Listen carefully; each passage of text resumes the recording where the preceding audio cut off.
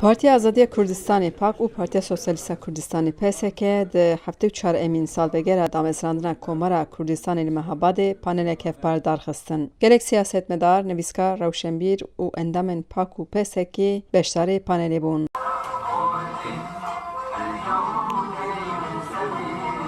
Panel bi rêzgirtina Şehîdên Kurdistanê dest pê kir û paşê jî bi moderasyona Ahmed Kanî dewam kir. Mesûd Serokê Partiya Sosyalîsta Kurdistanê axaftina xwe bike. Serokê Partiya Sosyalîsta Kurdistanê Mesûtek li ser mijara têkiliyên Komara Kurdistanê bi Sovyetan re gotarek pêşkêş kir. Wî daxuya kirin gotina Komara Mehabad ne rast e ya rast Komara Kurdistanê li Mehabadê ye. Bizanin hingê li Rojhilata navê Komar Cumhuriyet vekî Cumhuriyet tenê devletê Tirkiye û İran jî hatta şoreşa Xumeyni her şahi bû. Di welatekî şahîtiyê de, welatekî şahînşahiyê de îlankirina Komar bi rastî pengavekî girîng bû, pengavekî serdemene bû û nîşanê devletbûna Kurd, xastika Kurd nîşan dide. Piştî Mesûtek jî lêkolîner û nivîskar Tahsîn Sever li ser têkiliyên Komara Kurdistanê bi Tirkiye, İran û welatên Rojhilatê Navîn gotarekî pêşkêş kir. Wî daxuya kirin Komara Kurdistana Mehabadê di eslê xwe de ji bo Kurdan tifaqeka netewî xwe bû. Komara Kurdistan dema hatiye olê nîzamekî li Rojhilata Navîn hatiye ava kirin. Kînga hatiye ava kirin? Piştî şerê cîhanê yekemîn hatiye ava kirin. Yani divî nîzamê de ji Kurdara mafekî tune ye.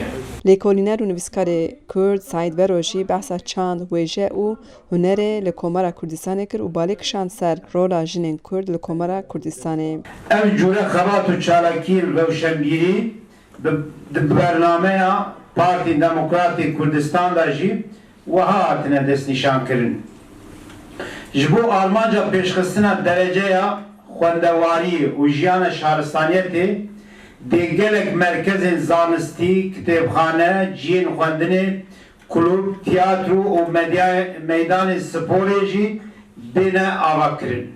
Endamê Komîteya Birêvebir a Navendî APK Vahîd Ava jî behsa Qazî Mihemed û wesiyeta wî kir. Pêşeva Qazî Mihemed dibêje ala Kurdistanê li ala Kurdistanê xwedî derkevin. Dibêje hebûna milletê Kurd, hebûna Kurdistanê parastin û hişmendiya azadî û dewletbûnê bila bingeha siyaseta we be. Nivîskar Tahsîn Sever ji bo dengê Amerîkayê destnîşan kir ku Kurdan cara pêşî di dema Komara Kurdistana Mehabadê de îrada itifaqa netewî nîşan dane. Carekî devir de yani ittifaq çêkirina wan ser histên netewî ser daxwazên netewî wezaf kirin. Ema mîrasa herî mezin ev e.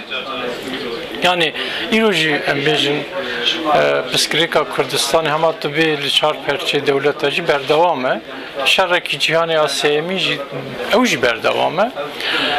Divir de ev wîça piskirêk dewam be, ev münaqeşane jî dewam in. Ji bo wî jî Komara Kurdistan mînakekî ji bo Kurda lê meze bikun jê dersa helînin mîrasekî zaf dewlemend e. Panel bi nîşandana sînevîzyonek li ser Kurdistana Mehabadê bi dawî hat. Xecî Can Farqîn, Dengê Amerîka, Amed.